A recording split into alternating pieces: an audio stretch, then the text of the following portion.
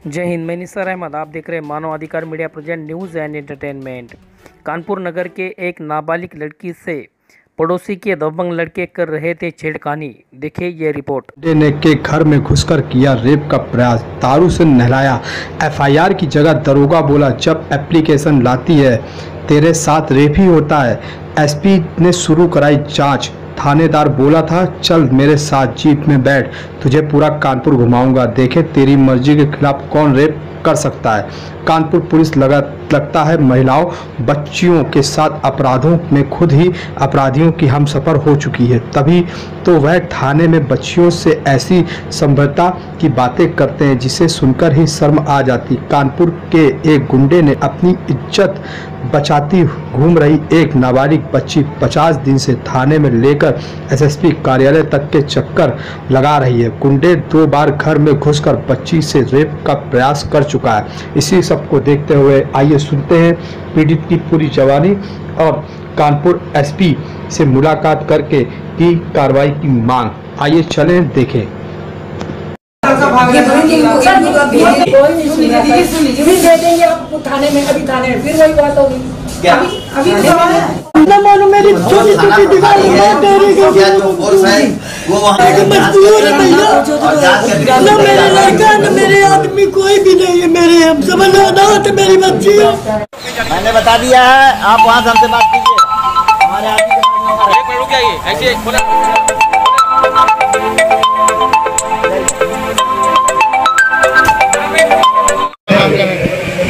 मैं 2 साल पहले जब स्कूल जाती थी तो उन लोगों ने मुझे रास्ते में छेड़ा। सनी लड़का है, उसने मुझे रास्ते में छेड़ा तो मैंने घर पे आके बताया तो इन लोगों घर वालों ने कहा रहने तो, अपने घर पे कोई लड़ाई करने वाला नहीं है, पढ़ाई छोड़ दो।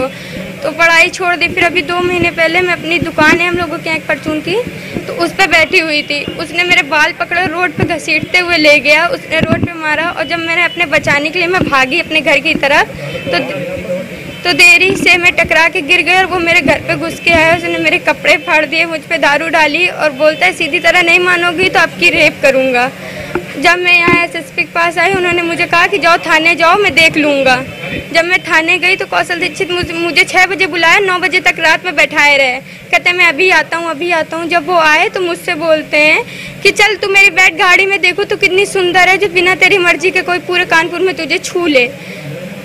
उन्होंने ये बात बोली।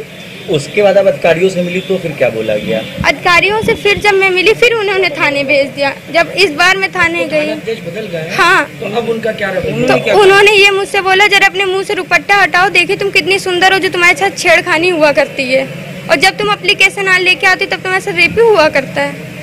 अब क्या चाहते हो आप? हम ये चाहते हैं कि सनी के साथ साथ जो पुलिस वालों ने बदतमीजी की है उनके ऊपर भी कार्रवाई हो। कल आप पुलिस से मिलने आई थी, हाँ। तो एसपी से क्या आपको बोला गया है? एसपी ने कहा कि ठीक है जाओ मैं देखूंगा। उन्होंने फिर कल यही बात बोली। उन्होंने एक लेडीज को बुलाया, वो पुलिस वाली है, उन्होंने बुलाया, वो आधी रास्ते में लेके गई। कह रही ठीक है मैंने तुम्हारी पूरी बात सुन ली, उतरो जीप से, मैं आऊंगी कल, आज तो मैं कार्रवाई नहीं कर पाऊंगी। और उन्होंने बोला था मैं 9 बजे आऊंगी, अब 12 बजे नहीं आ रहा, कोई मेरे घर नहीं आया।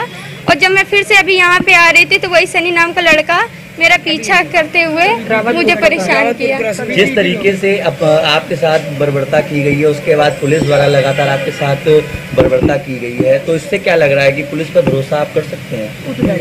उठ गया है मेरा विश्वास उनसे। मुझे नहीं लगता कि कोई मेरी मदद करेगा। आपकी पढ़ाई का क्या है? पढ़ाई मैंने 2 साल पहले उसी लड़के के पीछे छोड़ दी। मैंने सारी बात एसएसपी सर को बताई थी। 8 क्लास में पढ़ती थी। क्या नाम है आपका, क्या मामला है? जी मेरा नाम अनीता दुआ है और मेरी लक्ष्य के नाम से महिला संगठन है। जी क्या मामला क्या है? मामला ये है, आज से 2.5-3 महीने पहले की बात है। ये बच्ची मुस्कान है जो इसकी एज है 15 साल की है। इसके साथ में वहीं के रहने वाले कुछ दबंग लोगों ने इसके घर में घुस के इसके कपड़े फाड़े, इस पर शराब उड़ेल दी, इसके साथ रेप करने की कोशिश की। उसके बाद में ये अपने को किसी तरह लोगों ने आके बचाया। उसके बाद ये थाने में गई। थाने में जाने के बाद में वहाँ के जो SHO साहब हैं वो बोलते हैं कि तू इतनी खूबसूरत, चल मेरी जीप में बैठ और तेरे को पूरा शहर घुमाता हूँ, तेरी मर्जी के बिना कोई तुझे कैसे छेड़ लेगा। आप हमें ये बताइए पीड़ित कहाँ जाएगी? पीड़ित थाने में ही तो जाएगी ना। तो थाने में अगर उसको इस तरह का जवाब मिलता है तो वो कहाँ जाए बताइए? हम भी पूछना चाहते हैं एसएसपी सर से, वो कहाँ जाएगी? उसके बाद में चौकी इंचार्ज, अब जो नए SHO आए हैं, उन्होंने बोला कि उस दिन 2 दिन पहले ये गए, उसको बोलते मुंह खोल के दिखा तू कितनी खूबसूरत है जो तेरे साथ छेड़छाड़ होती है। क्या आज हमारी महिलाओं के साथ में इतना बड़ा अपमान कर रही है पुलिस? क्या पुलिस के खिलाफ कार्रवाई नहीं होनी चाहिए? आप क्या कार्रवाई चाहते हैं? हम चाहते हैं कि पुलिस के खिलाफ सबसे बड़ी कार्रवाई होनी चाहिए।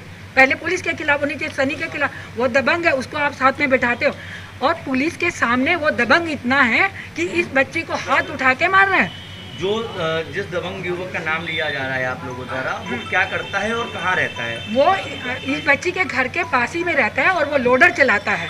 आप ये बताइए, एक लोडर चला, क्या आप जो अपराधी किस्म के लोग हैं उनकी पैरवी करोगे या जो पीड़ित है उनकी पैरवी करोगे? क्या लग रहा है पुलिस का संरक्षण प्राप्त है उसको? बिल्कुल उसका संरक्षण, क्योंकि उसके सामने वो इस लड़की को मारने के लिए खड़ा हुआ। तो आप क्या समझते हैं पुलिस की उसके ऊपर हाथ है ना, इसीलिए तो वो इस तरह की कर रहा है। आज अभी जो है रावतपुर से ये अपने घर से यहाँ पर आ रही थी, तो उसने रावतपुर के पीछे इसके पीछा किया, इसकी नानी को चोट भी लग गई। हम रावतपुर पे पहुँचे, हम इनको लेके आए यहाँ तक। तो क्या इतना दबंगई है? कल जब ये यहाँ पर आई थी SP साहब के पास में, तो ये इसके नाना घर में थे, तो थाने में उसको बुलाया गया। तो थाने में जब जा रहा था गाली देने लगा। अभी मैं लौट के आता हूँ थाने से, फिर बताऊँगा। तो इसका मतलब क्या माने हम लोग? क्या माने कि पुलिस का संरक्षण है उसको? इसी तरह के ये काकादेव थाने क्षेत्र का मामला है।